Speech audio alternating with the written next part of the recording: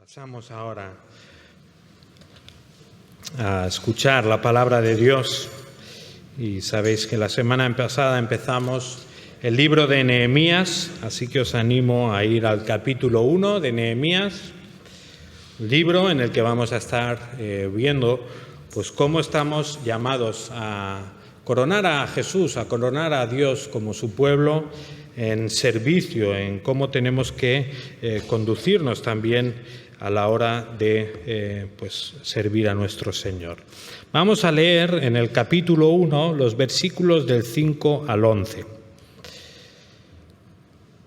Y dije: Te ruego, oh Señor, Dios del cielo, el grande y temible Dios, que guarda el pacto y la misericordia para con aquellos que le aman y guardan sus mandamientos, que estén atentos tus oídos y abiertos tus ojos para oír la oración de tu siervo, que yo hago ahora delante de ti día y noche por los hijos de Israel, tus siervos, confesando los pecados que los hijos de Israel hemos cometido contra ti.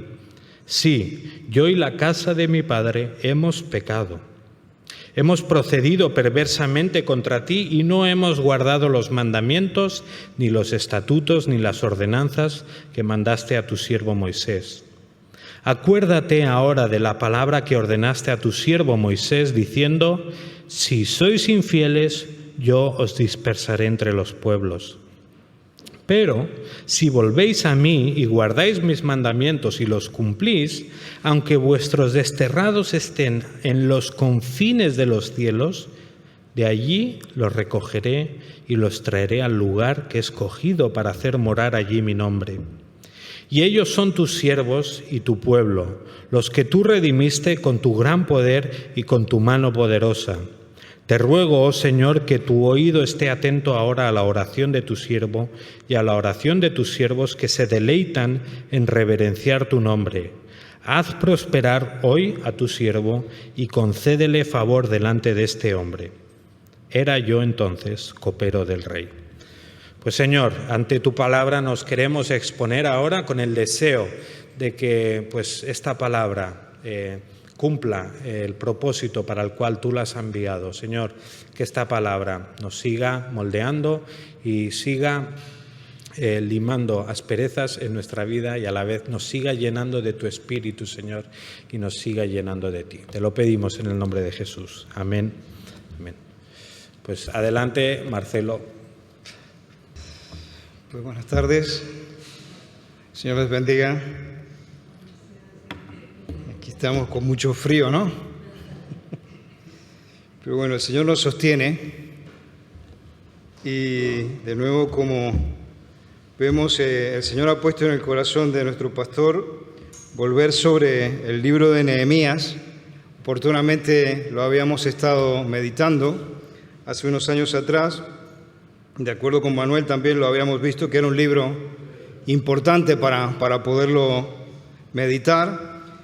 En su oportunidad me acuerdo que me tocó un poco a la inversa de lo que ha pasado ahora con Eduardo. Me tocó meditar sobre la parte que él nos introdujo la semana anterior, pero bueno, Manuel tocó la oración de Nehemías y ahora me ha tocado a mí centrarme sobre la oración de Nehemías y creo que no tiene ningún desperdicio. Por lo tanto, sí, me he esforzado, pero es una bendición realmente ir a la Escritura y poder tener ese estudio, ¿no?, que nos permite ir acuñando el criterio del Señor, lo que Él ha ido dejando a través de la historia, de los siglos, ¿no? Y quiero que nos planteemos esta tarde este bosquejo, que Emilio lo ha proyectado ya aquí.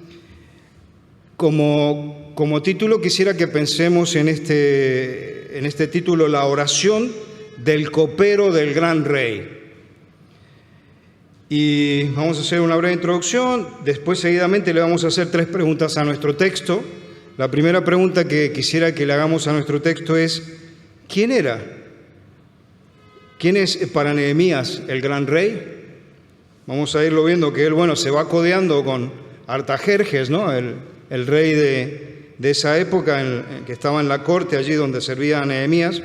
Pero vamos a preguntar a nuestro texto: ¿quién es para Nehemías el gran rey? Después vamos a preguntar a nuestro texto qué actitud demuestra Nehemías en su oración, versos 7 y 9.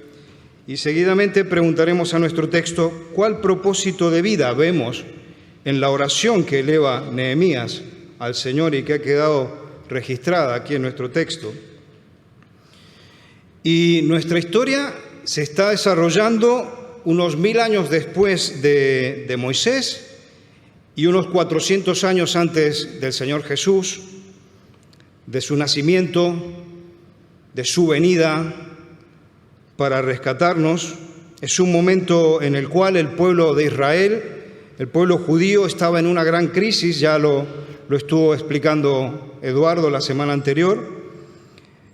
Tanto el reino del norte de Israel había sido destruido, al igual que el reino del sur, y la ciudad de Jerusalén había sido conquistada por los babilonios, y el que fuera el glorioso templo de los israelitas, de los judíos, había sido destruido.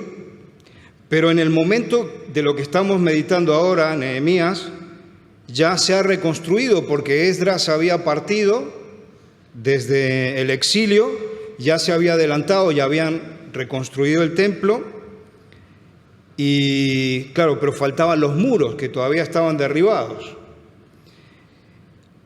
El motivo por lo cual están atravesando todo esto es la corrupción, que ya lo ha leído Eric, la corrupción del pueblo de Dios, que al alejarse del Señor, vemos que van en un círculo vicioso, cuesta abajo, y bueno, el Señor se los había dicho ya en su momento, ¿no?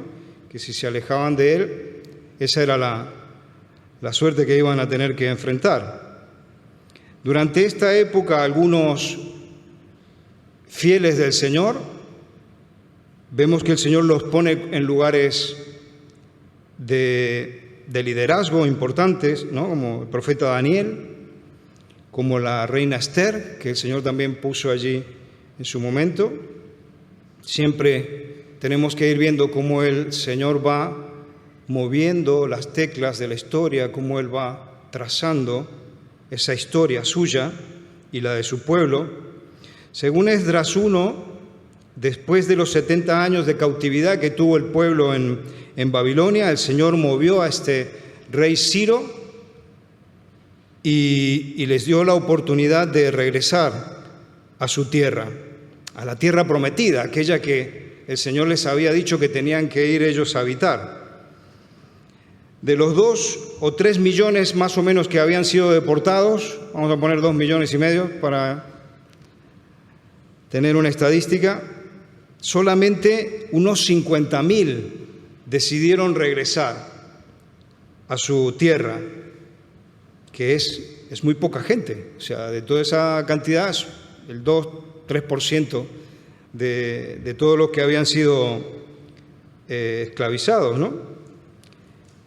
Pero como decimos, ¿no? Ya una parte ha regresado con Esdras y han reconstruido el templo y han reconstruido también ese fundamento, ¿no? espiritual que el pueblo necesitaba, que habían perdido y que el Señor está de nuevo restaurando. Antes de esto, los ciudadanos también, según Esdras 4 y 5, habían intentado reconstruir las murallas de la ciudad, pero entendemos que tuvieron trabas que no les permitieron avanzar en la reconstrucción. Así que por ahora, en este desarrollo del libro de Nehemías, está solamente en pie el templo y faltan esos muros que eran importantes, ¿no? para defender, para contener de ataques externos, ¿no? a la ciudad. Y entonces encontramos a Nehemías en este contexto. Su pueblo en gran mal y afrenta, según 1:3, que vimos la semana pasada, me dijeron, el remanente de los que dejaron la cautividad allí en la provincia están en gran mal y afrenta. O sea que estaban en una crisis realmente muy profunda. Y aquí vemos de nuevo, una vez más, una dinámica extraordinaria que en la Escritura se vuelve a repetir, como el Señor, pues claro, nosotros al leer el libro de Nehemías, ¿no?, la historia de Nehemías, tendemos a enfocarnos en él, que no está mal. Pero lo que quiero que hagamos un esfuerzo es de enfocarnos en el Señor, cómo Él va moviendo en la historia, y en este caso mueve a este siervo, Nehemías, y cómo a través de esa acción que va a hacer Nehemías, el Señor vuelve, ¿no?, a restaurar, en este caso, los muros, ¿no?, de la ciudad de Jerusalén. Y si haces un repaso mental de todos los héroes de la fe en la Escritura, desde Adán y Eva en adelante, piensa esto: el Señor va tratando con su pueblo, va tratando con su gente, y siempre está esa interacción, ¿no?, con estos personajes que han quedado registrados. Fíjate, el Señor, Adán y Eva, si te recuerdas, apenas le traicionan, sale a buscarles: ¿dónde estás?, ¿no? O, por ejemplo, el caso de Noé. Dice que Noé halló gracia de los ojos del Señor, y entonces con este siervo el Señor trabaja también la historia de su pueblo, ¿no? Y así con los patriarcas, con José, el Señor trabajó con este siervo, con Moisés. Y entonces no podemos dejar de pensar, ¿no?, en que el gran rey, cuando se encarna, también es una dinámica similar cuando va a buscar a sus discípulos, ¿no? Los contacta, ¿no? Les dice: sígueme, Mateo. Inmediatamente Mateo entiende, comienza a seguirle y comienza esa interacción con el Señor de la historia, ¿no?, de toda la creación. Vive con ellos. Y claro, hoy en nuestro texto lo que estamos meditando es algo del día a día, es una cuestión cotidiana que nos ha dejado el Señor aquí registrado. En nuestro texto vemos cómo el Señor está trabajando junto a su siervo, a quien Nehemías le llama el Dios de los cielos. Me gusta mucho un comentarista que se llama Swindoll y que habla de que este libro de Nehemías es un manual para líderes, lo define él. Tiene un libro muy bueno que se llama Pásame otro ladrillo, y dice que este es un libro para líderes. Y claro, así rápido podríamos pensar: bueno, este libro que se lo lea Eric, ¿no?, o que lo lea Manuel, o que lo lea los diáconos, que lo lean los que estudian en el IFTE, ¿no? Aún. Pero en realidad yo creo que se refiere a todos aquellos líderes que el Señor ha buscado, que somos todos nosotros. Somos los discípulos del Señor, que tenemos que ir a meditar sobre esta historia tan importante y ponernos en los pantalones de Nehemías, porque nosotros vendríamos a ser un poquito como él. Porque como vamos a ir viendo, ¿no?, ¿quién es Nehemías para el Señor y quién es para Nehemías el gran rey? En el capítulo 1, como vemos, notamos, ¿no?, este día a día de Nehemías, cómo él incluso habla con el rey Artajerjes, y en esa dinámica, ¿no?, que está compartiendo con el rey, surge toda esta situación. Y si observamos un poquito un mapa de lo que era la extensión del imperio de esa época de los persas, como estaban, si lo podrías poner ahora, cómo era el imperio, era una cosa impresionante lo que habían hecho esta gente. Todos los que son colores en el mapa son cómo se había ido extendiendo el imperio medo-persa. Y entonces él está en Susa, que está ahí en esta partecita de aquí. Por ahí más o menos está Susa. Y entonces, ¿qué pasa? Si ves toda la extensión que tiene, el imperio era algo tremendo, ¿no? O sea, eso es para que veamos un poco la grandiosidad del imperio donde trabajaba nuestro Nehemías. Y el palacio donde trabajaba Nehemías, como decía el viernes pasado Eduardo, era, bueno, una ciudad que no era tan importante en el imperio, pero bueno, había un palacio ahí, como decía Eduardo, era una ciudad como de de veraneo, pero estaba un complejo que era como, según dicen los historiadores, de 2 veces el Camp Nou, o sea, era un complejo con un montón de edificios. Y en medio de toda esta grandiosidad, porque si ves fotos de cómo eran las ruinas y cómo las reconstrucciones que hay de esta cultura, claro, o sea, Nehemías vivía a un nivel impresionante, o sea, y se desempeñaba en un ambiente de alto nivel. Y el Señor lo había puesto allí, y ahora vamos viendo por qué, ¿no? Él era el copero del rey. Claro, a priori podemos subestimar este tema de copero, ¿no? Porque lo ha leído en la última parte de Eric, ¿no? Dice, yo era el copero del rey. Podemos pensar que era un camarero, ¿no? Que servía las cosas ahí al rey, pero en realidad no era una función tan simple ni siquiera humilde, porque para ser copero del rey tenías que tener una confianza primero, tenías que tener unas referencias, porque ¿cómo ibas a servir al rey si no tenías esa confianza y esas referencias?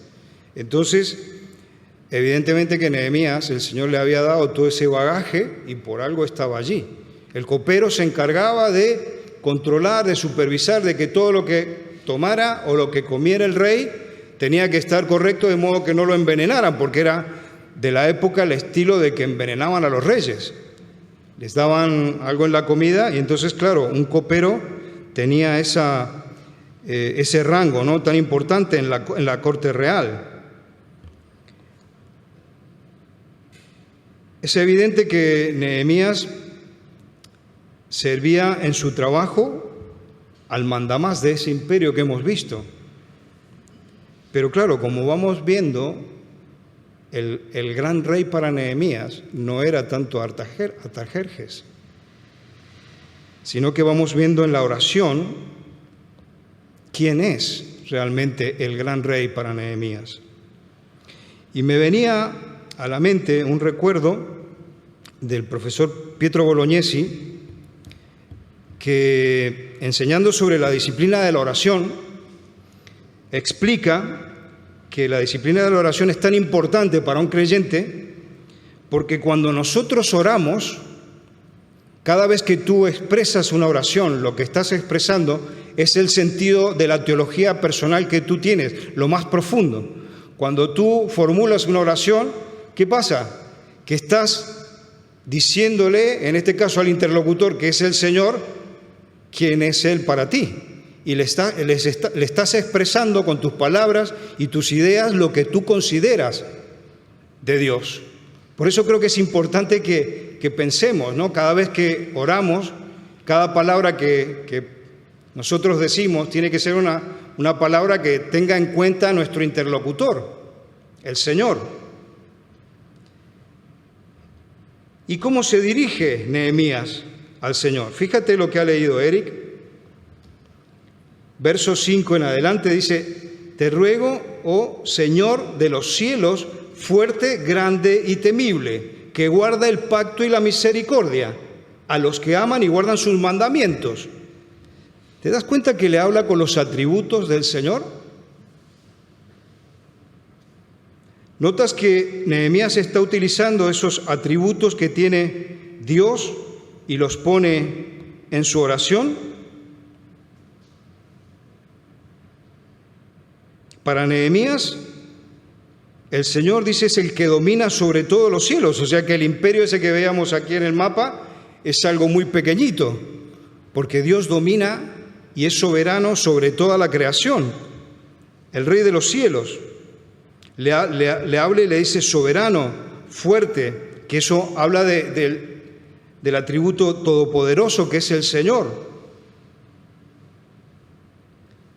Seguidamente podemos recordar, por ejemplo, Salmo 147:5. He pedido a Alberto si lo puede leer. Grande es el Señor nuestro, y de mucho poder. Y su entendimiento es infinito. Y Deuteronomio 10:17. Porque el Señor vuestro Dios es Dios de dioses y Señor de señores, Dios grande, poderoso y temible, que no hace acepción de personas, ni toma cohecho. que me parece muy interesante también, porque es que de la oración de Nehemías surge conceptos que hay en las Escrituras. Evidentemente que esta persona, Nehemías, había absorbido, ¿no?, conocimientos sobre el Señor, que es lo que acabamos de leer, ¿no?, de Salmos y de Deuteronomio. Para Nehemías también en la oración notamos que el gran rey es temible. ¿Y qué significa tener temor de Dios? ¿Que tenemos que quedarnos paralizados delante del Señor? Yo creo que no. Yo creo que aquí Nehemías está diciendo que el Señor es grande y temible porque tenemos que ante Él admirarle, asombrarnos de Él. Y evidentemente esto va más allá de lo que muchas veces se da, ¿no? Cuando a veces hablas con las personas, dicen, bueno, yo respeto a Dios, ¿no? Claro, pero ¿qué clase de respeto es el que tienes por Dios? Y yo creo que aquí Nehemías nos da, ¿no?, nos da realmente pistas para que nosotros meditemos qué significa incluso lo que ahora nos estamos esforzando cada domingo para entender qué es la adoración. Porque la adoración significa un poco esto que estamos hablando, ¿no? Algo que, como hizo Manuel el otro día, ¿no?, que se arrodilló e hizo las reverencias. Yo hoy día entré a un restaurante, por ejemplo, y veo al cocinero que estaba en su tiempo de devoción a Alá, y lo hacía como Manuel estuvo el otro día explicando esas inclinaciones y reverencias, ¿no? Entonces, nosotros, bueno, a veces no hacemos este ejercicio, pero en nuestro corazón tiene que haber esa actitud de admiración, de asombro, pero claro, no solamente por hacer eso, sino que esto tiene que estar relacionado también con el hecho de que yo le respeto para obedecerle y someterme a Él. O sea, no solamente para hacer la parte práctica, ¿no?, como hacen, por ejemplo, la mayoría de los musulmanes. Si yo realmente adoro al Señor, quiere decir que yo me asombro, le reconozco, pero a la vez me someto a lo que Él es como persona y a lo que Él me indica, a los planes que Él tiene, cuando en la medida que yo los voy entendiendo, yo le obedezco. También en la oración vemos que Nehemías se dirige al gran rey y le habla como es que el Dios que guarda el pacto, ¿no? Y aquí nos habla del atributo de la fidelidad de Dios. Es un Dios fiel que guarda su pacto. También otro atributo que se refiere es a la misericordia, ¿no? Dice el Señor misericordioso, o sea, esa capacidad que tiene solamente Dios de compadecerse y perdonar, que eso surge de su carácter y personalidad. En el verso 6 también notamos que Nehemías, sobre la base de estos atributos que decimos que estamos viendo en la oración, también es interesante ver la fe, ¿no?, la confianza que él demuestra ante el Señor. Y es una confianza que le hace a él orar y decir y entender que el Señor le va a escuchar, le va a atender, le va a prestar atención. Y entonces también, como dice siempre Eduardo, ¿no?, notas la conciencia que va teniendo Nehemías de Dios y de él mismo. Creo que esto es lo que nos permite ver esta oración, ¿no? En esa dinámica de diálogo que tiene, él va demostrando, ¿no?, quién es Dios para él y quién es él ante Dios. Le dice, atiende la oración de tu siervo. Dios es el Dios de los cielos que domina y Él es su siervo. Y a partir de 6b comienza una intercesión, una confesión de Nehemías muy importante que nos da pie a entrar a nuestro segundo punto de la meditación, que es qué actitud demuestra entonces Nehemías en su oración, versos 7 a 9. Yo creo que por una parte él demuestra una actitud de arrepentimiento que la veo que es muy importante para nosotros, los discípulos de Cristo. Por una parte, como digo, él demuestra arrepentimiento al Señor. Cuando leemos versos 6b y 7, es clarísimo, ¿no? Dice él, que hago ahora delante de ti día y noche por los hijos de Israel, tus siervos, y confieso los pecados de los hijos de Israel que hemos cometido contra ti. Sí, yo, dice él. O sea, no tira el balón fuera, sino que él dice, yo he pecado contra ti y todos tus siervos también hemos pecado. La casa de mi padre, o sea, todo el pueblo ha ofendido al Señor. Y entonces yo creo que esto es un primer paso que vamos viendo hacia ese estilo de vida del arrepentimiento que el Señor nos exige, porque somos pecadores, somos imperfectos. Fíjate el verso 7, en extremo nos hemos corrompido contra ti y no hemos guardado los mandamientos, estatutos y preceptos que diste a Moisés tu siervo. Nehemías sabe que no puede ocultar las deshonras que él mismo y el pueblo han hecho al Señor. Y las confiesa sinceramente ante el Señor. Creo que también porque él reconoce en este sentido el atributo de la omnisciencia de Dios, que Dios lo conoce todo, sabe lo profundo que hay, sabe lo que hay en lo profundo de nuestro corazón. ¿Notas ese remordimiento, el cargo de conciencia de haber ofendido al Señor? Le está diciendo yo y mi pueblo te hemos ofendido, te hemos insultado, te hemos deshonrado. Nehemías expresa este cargo de conciencia por haber desobedecido a Dios y creo que es el comienzo de una vida de arrepentimiento. ¿Y por qué es importante el arrepentimiento? Yo creo que es algo muy importante. Fíjate, cuando arranca el ministerio del Señor Jesucristo, Mateo 4:17, que le había encargado también a Alberto que lo recordemos. Desde entonces comenzó Jesús a predicar y a decir: arrepentíos, porque el reino de los cielos se ha acercado. Lo primero que comienza el Señor cuando arranca su enseñanza pública es llamar a la gente al arrepentimiento, a todas las personas. Un poco lo que estamos meditando aquí de Nehemías, ¿no? El arrepentimiento entonces comienza, creo, con esa actitud sincera, como vemos aquí en la oración de Nehemías, y se consolida con un cambio de dirección. O sea, nosotros nos tenemos que empezar a dar cuenta de que ofendemos al Señor y que si íbamos en esa dirección, al darnos cuenta y tomar conciencia, tenemos que girar y decir, no, el Señor quiere que vaya hacia allá. Es donde Él quiere que yo le honre con mi andar. Por otro lado, creo que en este punto la actitud que demuestra en la oración Nehemías es el conocimiento que tiene de las Escrituras. En verso 8, por ejemplo, cuando comenzamos a notar lo que Nehemías está hablando ante el Señor, yo creo que ha metido la mano en su mochila, ¿no? Y empieza a hablar ante el Señor, por ejemplo, respecto a Levítico 26, sobre también Deuteronomio capítulo 30.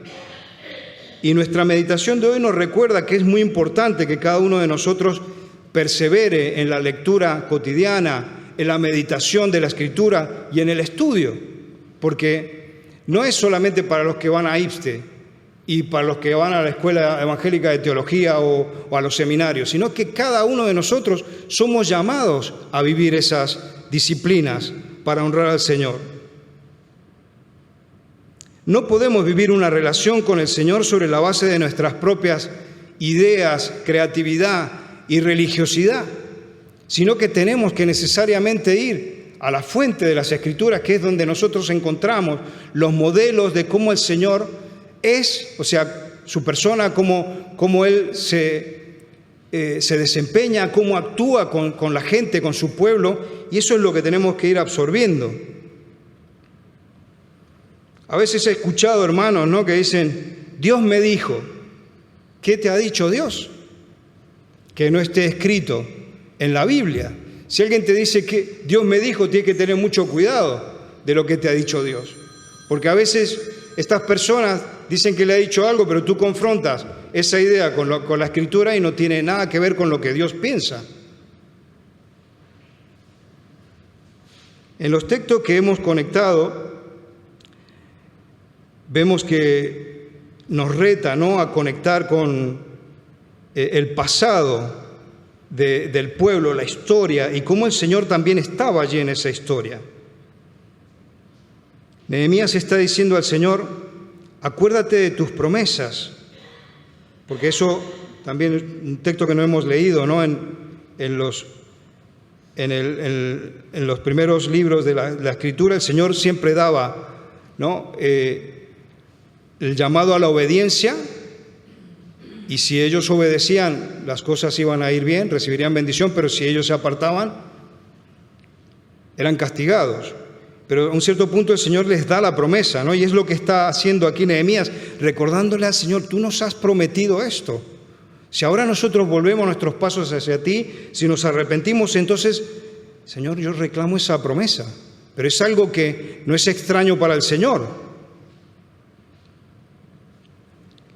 Y creo que también es muy importante que pongamos en valor el hecho de esta oración, porque un poco leyendo a varios comentaristas, parece que el tiempo que Nehemías pasó en oración durante esta época, antes de comenzar el proyecto de la reconstrucción, fueron unos 4 meses más o menos.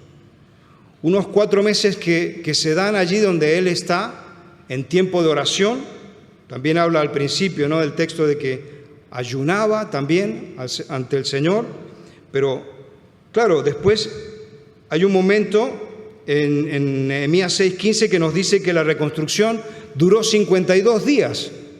O sea que el tiempo de oración que hubo fue mucho mayor que lo que fue la ejecución del proyecto. Creo que eso también nos tiene que hacer meditar, ¿no?, sobre la importancia de esta disciplina de la oración, y creo que él la entendía muy bien y la vivía.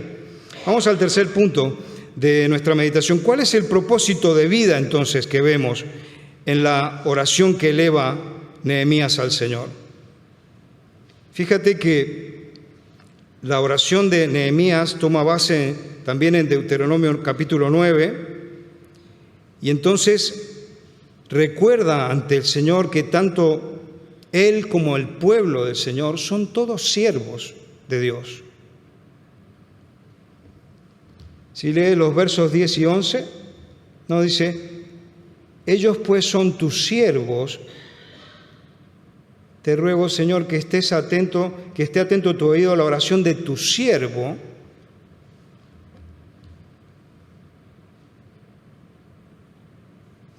¿Esto qué quiere decir? Que el pueblo de Dios vive para servir a Dios.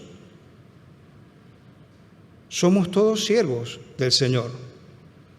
Y no es solamente el pastor, ni los diáconos, ni los líderes, es todo el pueblo que somos siervos de Dios.